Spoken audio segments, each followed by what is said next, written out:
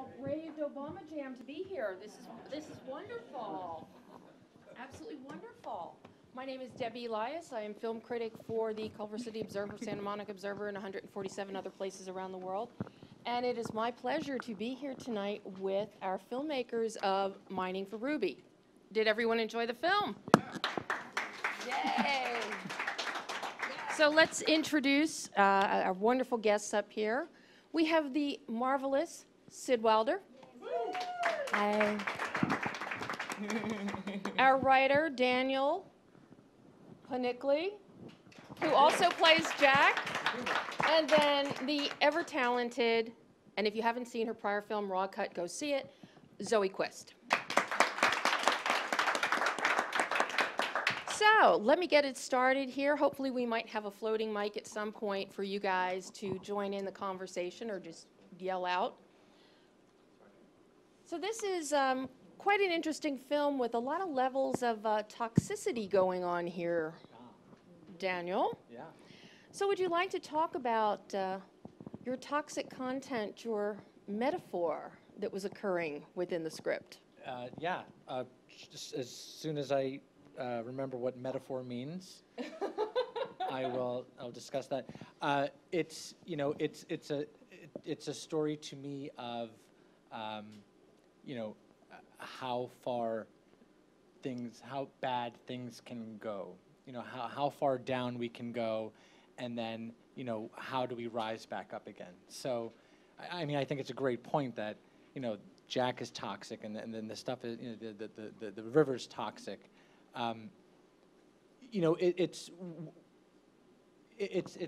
It's Alaska. Do you know what I mean? We were there and trying to find just a really sort of truly Alaskan story and to me, Alaska, and I happen to be there a few times now. It's a place where it's almost like it's a place where people go at the end of their road. They go there to escape. They hit the bottom sometimes, and then it's also a place of redemption. It's a place of beauty. It's a place where you can grow and save yourself again. So, with this whole underlying theme of the environment going on, what was the spark that started that? And you can jump in here too, Zoe, since the two of you are a partnership in every form of the word. Let me do that. Zoe and I had an idea of what happens to a man who loses everything and then has to find a way out again. That was the beginning for us. We had this little idea of this story, and then we went to Alaska, and we the state sort of informed us, and a lot of what we dealt with in the movie is topical. It's what is happening in the state right now. It is a current condition where you have what's the name of the where the mining industry is actually polluting a lake with a salmon, and you're coming up with the two of the biggest industries in the state are fighting each other now for the first time and having to deal with this idea of pollution and having to deal with the issue of sustainability. And we really pulled from a lot of what was happening currently in Alaska and let that inform the story of this depression and redemption. And that's sort of as a filmmaker, visually, was something I wanted to capture was this juxtaposition. I mean, the film started off very dark, and then it ends very light. Like it starts in Alaska and it ends in Cuba. The music at the beginning is very heavy, and at the end it's very upbeat. And that's also the story of Alaska. The summertime it's bright 24 hours a day, and in the wintertime it's dark. And it's a place of heightened emotions. Like people feel extreme highs and deep dark lows, and wanting to capture those things, but without being heavy-handed, like making it entertaining and accessible, but still taking the audience on that journey. Well, a large part of that accessibility is your cinematographer and Stephen Parr. Yeah. What were your considerations, and how did you work with him in order to develop the palette that you came up with? I mean, I'm very like both cinematographers that I've worked with have been AFI fellows, and I can't speak highly enough of that program. I mean, they know how to put out talented filmmakers, and Stephen is, you know, he's a name people will know. Like he's, so our process was like I sat with him and I was like, this is the feeling that I want to capture. And, you know, we talk about like other films. And one of the films that, you know, I had recently fallen in love with, and so had he, was a film called Rust and Bone. And now you might see it in this film. And just this, you know, where there isn't it's not black and white. And although I was living in this world of contrast, I wanted that to also exist. And so these are the conversations that Stephen and I had, is like, you know, what if it's not like, if the good guy, it's not that, you know, clear, like, you know, what if, you know, it is gray, you know, what if the intentions are good, but the actions and leaving the audience questioning. And that's sort of like the film Rust and Bone, is that, you know, you have your leading man, you know, at one point beating a kid on screen, and we are somehow okay with that, you know, that there's, and that was just extraordinary filmmaking, and I just, you know, wanted to capture just a little bit of that in this film as well. Well, I think you definitely did that, and having seen your prior work of Raw Cut, your visuals have just, and your talent has definitely grown in what you have brought to the screen. Now, when most people think about shooting in Alaska, obviously they think of ice, snow. We just saw it recently with Frozen Ground with Nick Cage and Vanessa Hudgens. So Sid, how was it to be, yes, wait. Hi. How was it to be shooting in Alaska, not in the ice and snow, but in broad daylight 24 hours a day? Oh my gosh, I loved it. We were right next to the Big Eye, but the mosquitoes are so bad. Like, I was like, I have to shoot a love scene, and I have mosquitoes like everywhere. But luckily, it turned out really good. Thank you very much. AFI, big supporter. I was like, what is going on? I look like I've been attacked. But it was a lot of fun. It was really an interesting experience when you're out and, you know, you're done filming for the day and it's still bright outside and you're trying to sleep and you have to put a mask on and like blackout curtains, and it was fun though. Everyone was so nice. It's always nice to shoot in a really small town where everyone just loves and appreciates what you're doing, and everyone was so supportive of the film. Yeah. So it was really great. It's a great city. Well, and on top of shooting in Alaska, you were shooting with a female director. My favorite. So talk to me about the experience of working with a female director. We'll cover her ears. She won't listen. Is it okay if I say that? Yeah. Oh, okay. She was pregnant. So, and Danny is she was pregnant. Not anymore. Not anymore. Not that we know of. But Danny and I have been friends for many years. So I met Danny when I was like 16, and we, you know, when we did this love scene, it was like we were like brother and sister, and Zoe was pregnant, and I was like, wow, this is like a family day to day. So much fun. One strange But no, it was, I'm always inspired by Zoe. I think she's such an artist, and getting to work with her was such an honor, and I really enjoyed every frame and every moment. It was great. So we got to ask Daniel, how is it with it being directed in a love scene by your wife, but you're with another woman? It's hot. I mean, like, you guys know that. It's sexy, it's hot. Yeah, I mean, like, you can't. I mean, there's really nothing else for me to add there. It's just, it's tell awesome. the truth now? It's better than hot. It's so Remember, sexy. you're married. Yeah. The part where I'm like, okay, I really need more. Yeah, well, that's the funny part about it, is that, you know, Zoe is, she's an artist, And I mean that in the best possible sense, and I mean that in the hardest possible sense, and that, she wants what she wants, and she knows what she wants, and I think that's the amazing part. And she, it doesn't bother her that I'm doing this love scene. It bothers her if I'm not doing it right. But it's. I mean, I'm very lucky to have cracked the code in Hollywood. Just marry well, and and if you, and really truly, I mean, I was really very lucky that Zoe is so, cool about it, and it's the art, first. Well, so let's ask Zoe, how well does Daniel take direction? Oh. It's like the dating game. Yeah, It is. yeah. I mean, Daniel is, a great actor. So and he's professional. And the nice thing that's worked out very well for us is that we're able to, partition our brains when we're on set and create this other okay, now and maybe it's because of my acting upbringing.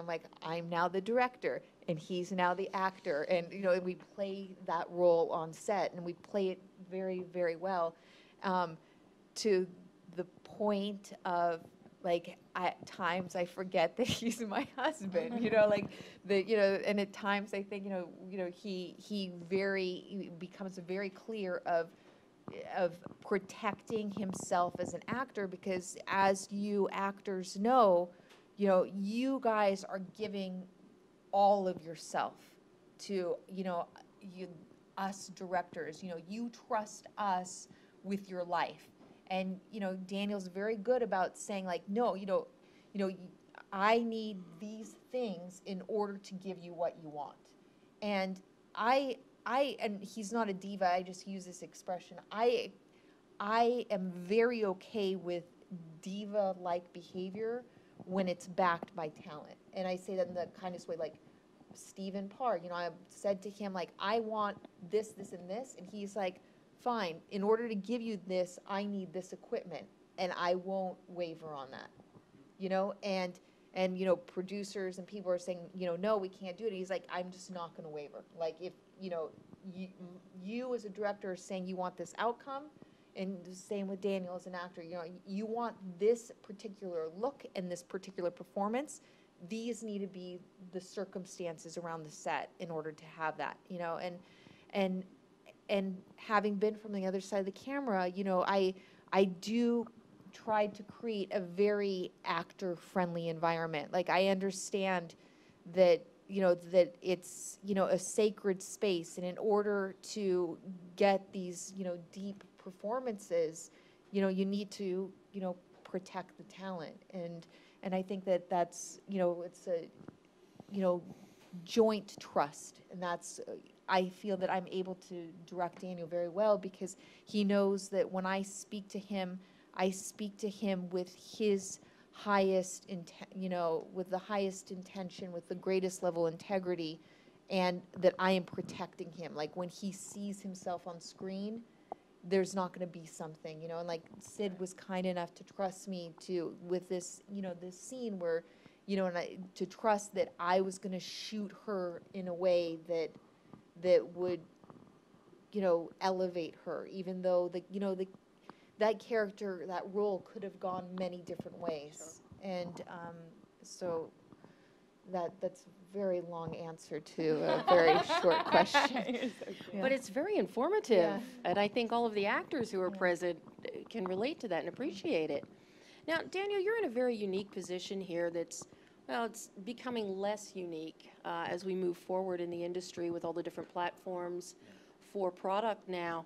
But you're acting, and you also wrote the script, which I know a lot of actors now are jumping, through that hoop in order to get material to perform. Yeah. How precious are you with the words, or what kind of difficulties or challenges do you face as an actor when you've written the script and someone else is directing? I'm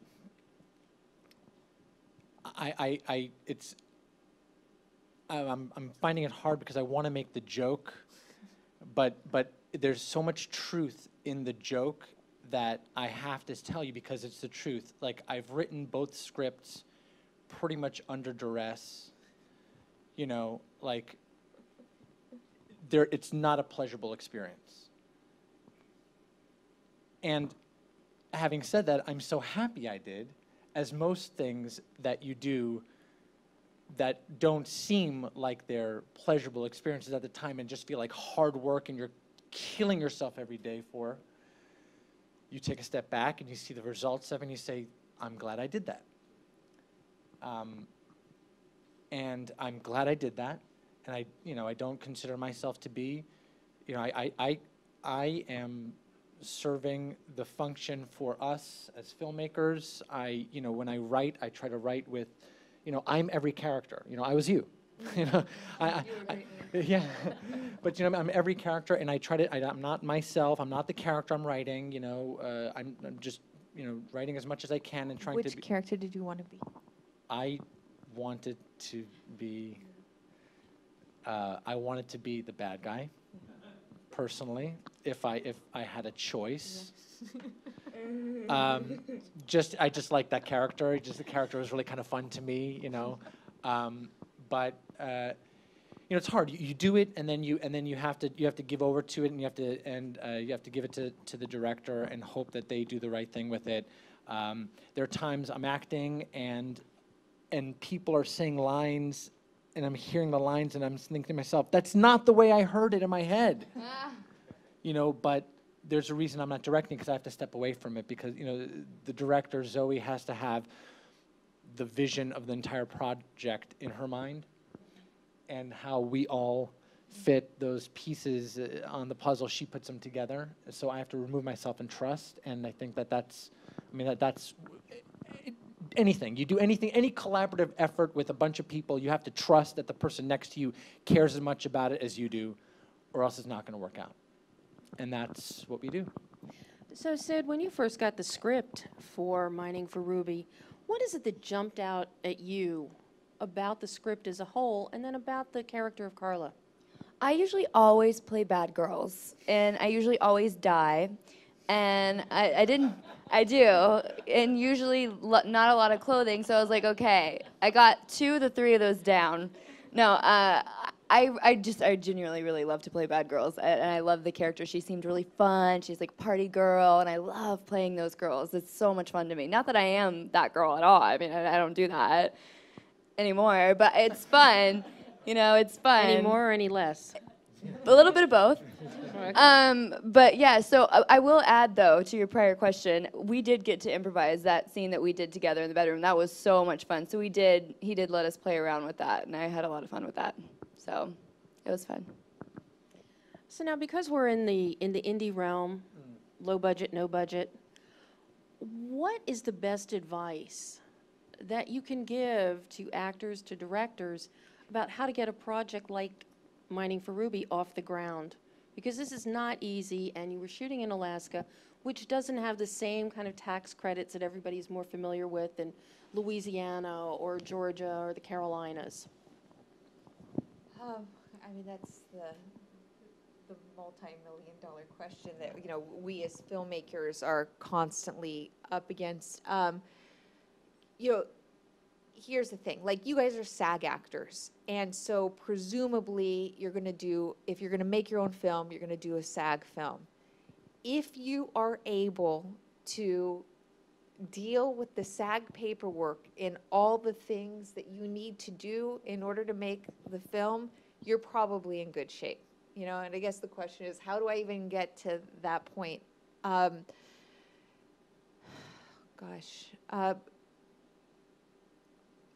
Just start, there's that SAG contract that allows you to do like a no budget thing, right?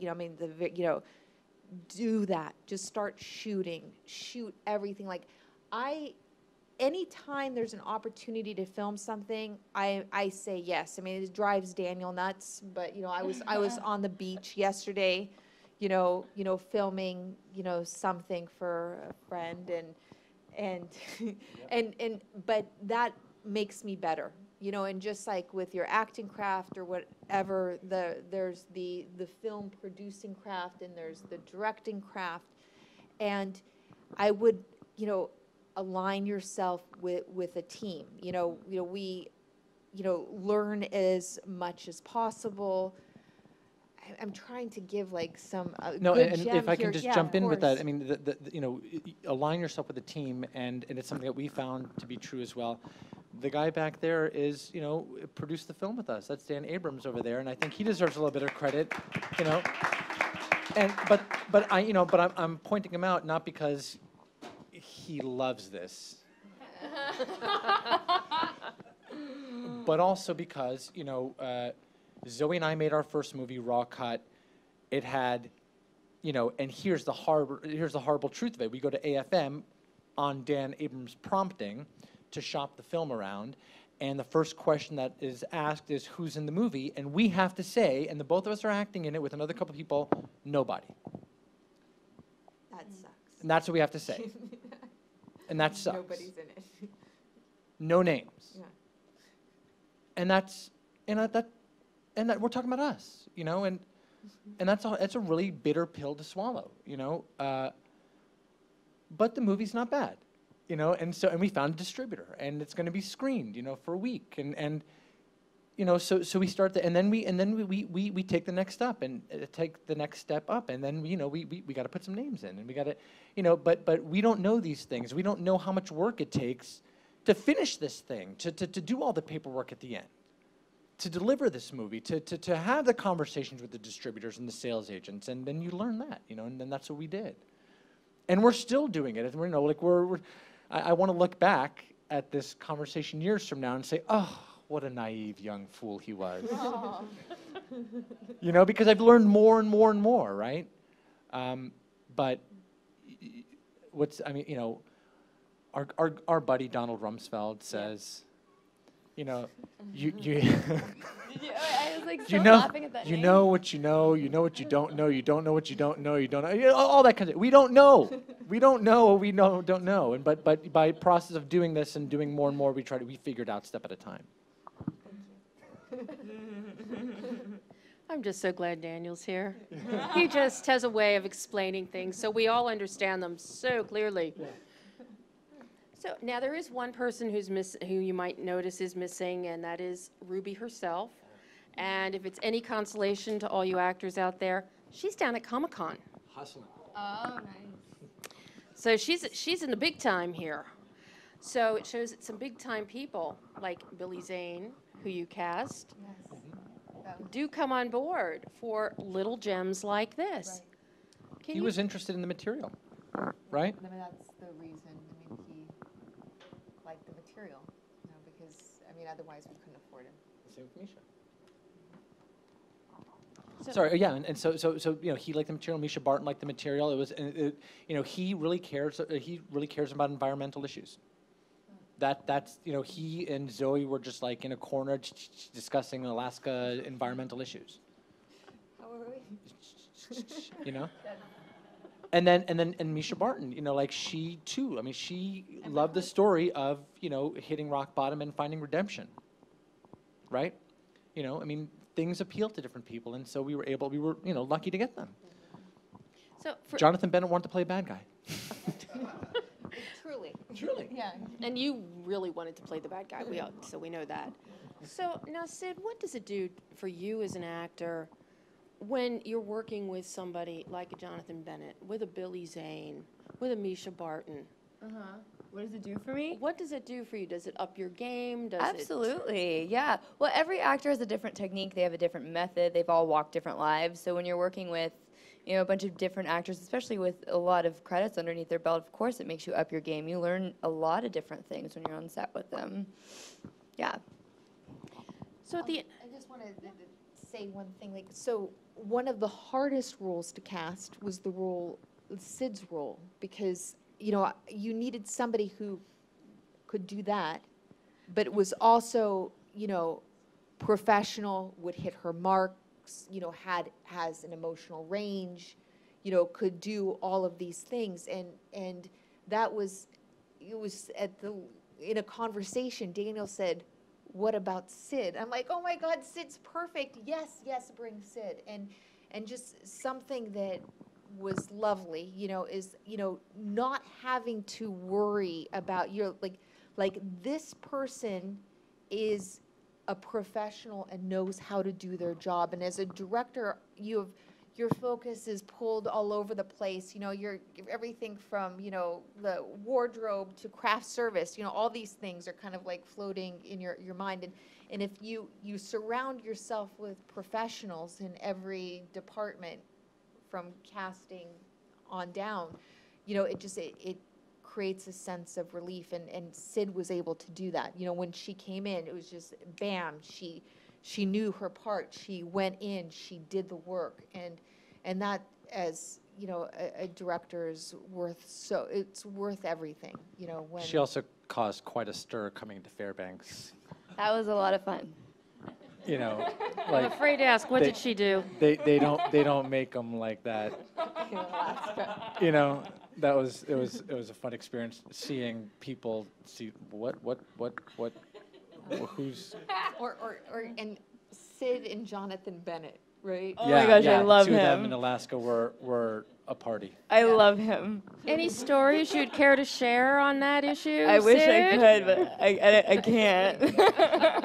She's here and she's already kicked someone, and I don't want to feel her wrath. Well, now, Zoe, you did mention a very important aspect of the filming process, the craft services. So, folks, how was the craft services? Oh my gosh, her mom is an amazing cook. She And is that's so how good. you make these movies, right? Oh my gosh, sorry. No, well, the hotel we were staying at and everything. But she cooked and they had great craft services. Let me just tell you, she cooked vegan, vegetarian, all this amazing food, and it was so good. I got so fat, and it was so worth it. Sorry. Armies run on their stomachs. Good. I want it. Okay, where did you get fat? Because I don't think anybody saw any fat on screen. It got taken away. I worked it off since then, but. So now, I don't think we have a mic floating around, but if anybody has any questions and you want to call them out, we will bounce them off here. Yes? What is the budget and how do you fund funding process? It was. What is the budget and the funding process? Budget was $110 million. Oh. We went over a little bit. So, I mean, the whole thing is computer CGI. Seriously, you think that these are live people on film, and it's all computer. We just blew your mind. I mean, that's why Sid didn't look fat on camera. Thank you. We raised part of our money through private equity, and then we got a matching grant through the state of Alaska, and that's was a huge coup, and the grant was to bring film education to the state of Alaska, and so we brought in all our keys and the talent, and they supplied the seconds and other people, and we was on the job training for the support. So lots of pluses, as you can imagine, minuses as well. When you have, we had the support, it's a Teamster state, IATSE, helped to back that. The state of Alaska, they have a film tax incentive that they're working out. Every year the legislation changes. And in order to, help grow and foster this industry, they realized, the conversation that was coming up was, you guys don't have anybody, and it's not cost effective if we have to fly in our PAs and, our, seconds and our thirds. We need to be able to staff a film up there. And so we were able to do that in the process. Yeah, I mean, it's an indie film. It's not a Michael Bay budget. we were able to stretch the dollar a lot. Right now, we can't give specific numbers because there's, that's happening, but because that guy, That yeah. guy over there, yeah. Right, Bring the hammer down. but obviously, it's not a $10 million film. It's but I like to think that I stretch the dollar. There's a lot of things that I was able to pull from there that would normally cost money that didn't. There's locations were given to us. And that's all she has to say about that. I peeked at a name on there, and one of the names is a person, Sarah Grossman, and I've known her since she was 15, and she's come down to Los Angeles and made a name for herself in the visual effects industry, and so has her brother. And so she's, been with me on these projects, have been very generous with her rate and her time. There's been a lot of people that, just so many people that have given so much to the film. Like our composer, Toli Ramirez, he is one of my greatest inspirations. He was the composer in our previous film, Raw Cut. He's the composer in this. He will continue to be. He's my, he's my man. And he's giving so much for so little. And that's, I guess, ties into the question earlier. What can you do? Is that, write something that inspires people. And there's so many artists out there, and like we all want to be working. We're artists. We all want to be creating art. Find the other complementary artists to you. Find your musicians. Find your cinematographers. Find your production designer. Find your director. Find your writers. And start building a team, and then just make it. Just do it. And then, even if it doesn't go anywhere, do it. And then think about the end game on the next one. Think like, you know what? Now I figured this out, and I actually want this to find an audience. Then find now not your artist. Find your technical support, like our Dan Abrams, who's like, you need to get clearance for that. You could get sued if you do that. Like, don't step so close to the edge. Get off the roof. You need the person who worries for you, so you don't have to, and takes care of you, so you can get your art out there. Because otherwise, we're just children in a playground. But it's an awfully good playground. It's an amazing playground. I do. Oh, yeah. Yes. You all did a great job. Just want to Thank say, very impressive. Great job, great cast and crew. I was just curious, how long did the shoot take, and was it all on location? It looked all on location, and I'm not sure if you went into the studio to do anything, but looked all on location. How long was the whole shoot duration? Yeah, I mean, we didn't use any sound stages. We shot in Alaska for 20-some Abrams. Do you know the number? 22 days. And then we shot for an additional few days down in Los Angeles as well for Cuba. Oh, right. Yeah, Right. so we didn't go to Cuba, Dan. She's reminding you of that, Dan. Yeah, Dan. So it was all, downtown Fairbanks. The University of Alaska Fairbanks was very generous in lending us the location, the Geophysical Institute, the farmers market, all of that. We were able to go into the spaces, this one place called the Blue Loon, which was the bar. We used their parking lot for the fight scene. The Globe Hut interior was one place. The exterior was a different place, as movie magic. But so 25 days all in all. Great job. Thank Great you. job. Thank you. Thank you. Another question? Right down here in front? I've got a big mouth. Okay. Let's see. I just want to ask each and every one of you what the next thing is after this, now that you've completed this, now that you're taking this out. What's coming up next? So to make sure this gets on the audio for SAG, What is next for each of you? Oh, me? You go first. I just filmed a movie in Maine called Night of the Living Deb. And Deb, yeah, it's an indie, yeah, D-E-B. It's an indie zombie comedy. Yeah. The story of my life, right? Right, exactly. Okay. And I die. Oh, no, I don't. I don't die. I live.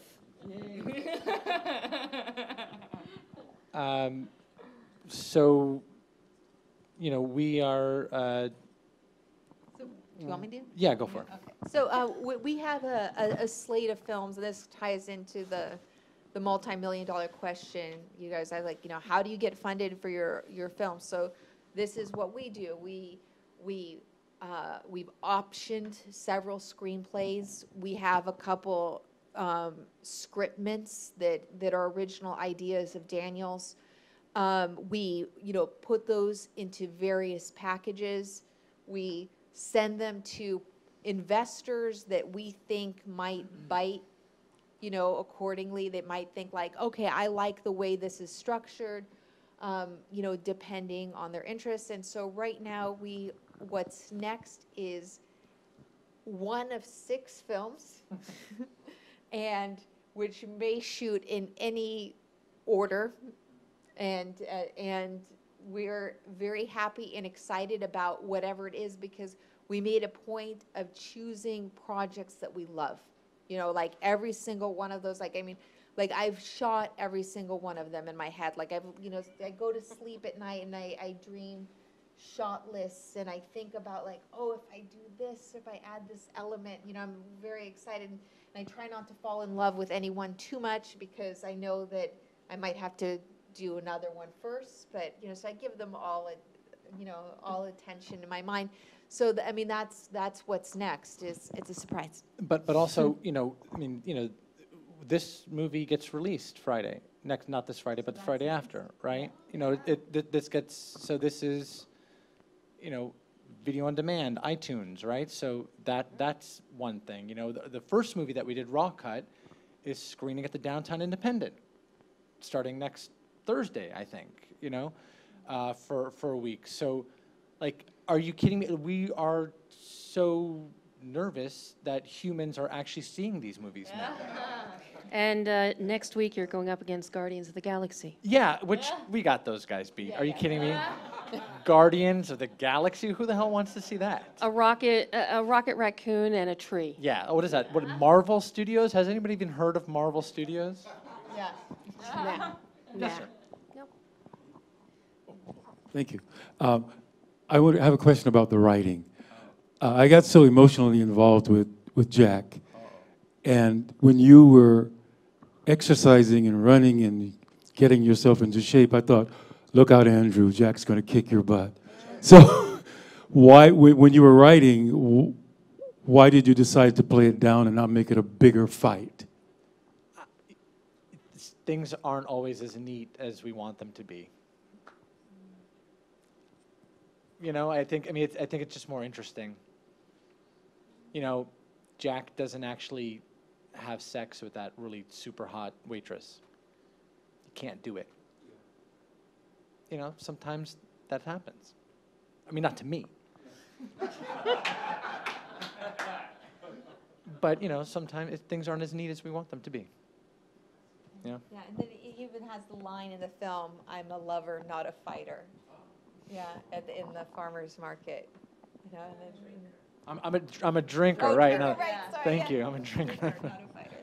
Why did you go into the gun shop and hold the gun and then that nothing? Okay, the question is, why did he go into the gun shop and nothing happened? You know, I respect the rules of theater. I know that one doesn't produce a gun in the first act that you don't use in the third act. And sometimes you just have to break those rules. You know, sometimes you have to break, and again, like, and that's part of Jack. I think that Jack just is looking, you know, he doesn't know what's going on, you know, and he's trying anything on for size. You know, and that gun, you know, you don't know what's going to happen. Somebody else asked me, like, why didn't Jack go back and beat Andrew and Henry up again? And I was like, I don't know. Because again, like sometimes things don't work out the way you want, but I get it. I mean, I understand. You show a gun in the first act, you got to use it in the third act. Why did he go into the gun shop? Why did he go into the gun shop? Well, because he was depressed. He's looking for anything. He was angry. He's an angry man with access to guns. Thank goodness he didn't buy the gun. It's like when all of us women get depressed and go get the ice cream out of the freezer and then Yeah. get more and then get more. No, but we use the ice cream. Well, true. True. In many different ways. Gentleman in the back. Hi. My question was, I guess I wanted to know more about like the slowing down of moments. It almost became like a theme, and at some times it appeared like it almost like brought a little bit of humor to it. Was that intentional? What was the purpose of the slowing down of the moments? So the talking about the cinematography. Yeah. Yeah, I wanted to have like a reoccurring visual thing that was Jack. Like the slow motion only happens from Jack's POV. Like whenever he sees something, and it's just like an allegory to his consciousness. And then he's an artist, he's a painter, and I didn't want to turn the screen into a cartoon. And I worked with Steven. I was like, what could we do? Like, what could we capture? And he says, oh, there's a camera for you. This is one of the things he doesn't budge on. And Ava was like, you can't have the camera. It's like, Steven's like, I'm not going to shoot it without the camera. I'm like, we got to get the camera. Steven's not going to shoot it without the camera. So 1 week of the camera. So anyway, and that was the thing. And it was a bold choice, or scary choice, because I mean, it could have that reaction where people are, laugh because it touches into that, and I get it for sure, but it's him, it's like how, and there's that moment where it merges during the fantasy scene where it actually becomes she steps in. We see that moment that they're Briefly. kindred spirits, she thinks like him, but the whole rest of the film, it's always him, like when he's looking at her or where he sees something. And, Steven was very excited one day, and he's like, let's shoot something that Mary did with the slow motion. And then I ended up having to speed it up to full speed in the editing bay, because it's not Mary's story, it's Jack's story. And that's why. And I think we have time. One more question. Oh, we'll do two. Gentleman back there. Let's be fair. Is there a way to keep in touch with you guys? Yeah, I mean, I'm very easy to reach. We have a production company, Lock and Monkey Productions, and there's a contact there, and that contact feeds into my personal email. And if anybody wants to reach me, that's how you can do it. Go to the Mining for Ruby website, miningforruby.com. Or our production company, which is actually lockandmonkey.com. Yeah. Yeah. The drawings, they were great. I like the drawings. The paintings in the movie. Oh. That's a great question, yeah. So there's an artist. He was a contemporary of de Koonig's in New York. I mean, written up. I mean, he's passed away. His name's Alfred Skondovich, and he was one of these people who made it to Fairbanks, Alaska, one of these end of the roaders, and his wife gave us license for his estate for the film. And Painted in New York, painted in Alaska for many, many years. It was like the patron saint of painters up in Alaska. I mean, really, and Zoe's family actually was friends with him, and we have a couple pieces, and they let us use his paintings. We were really thank you, because I think that they add so much to it, and it's such an important part, and he's a real guy. I mean, yeah.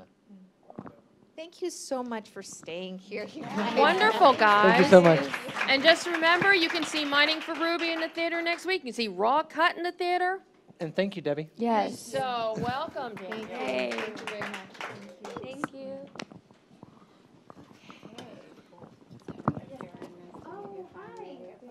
Glad you're reading it as well. Ow! It's the touch-up.